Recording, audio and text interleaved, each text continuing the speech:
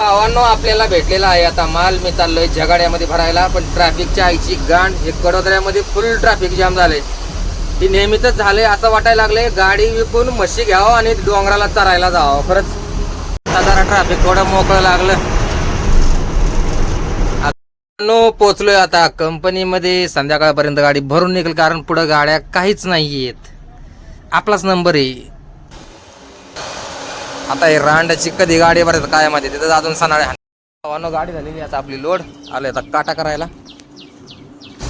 आपल्या अनारकलीच्या पोटामध्ये जरा कावळे ओरडत होते, म्हणून जरा तिचं पोट भरून घ्यावं, मग निघायचं परत.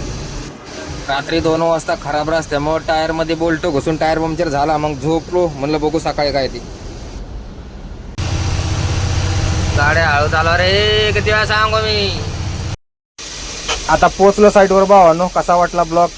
लाईक करा, कमेंट करा, शेअर करा. धन्यवाद.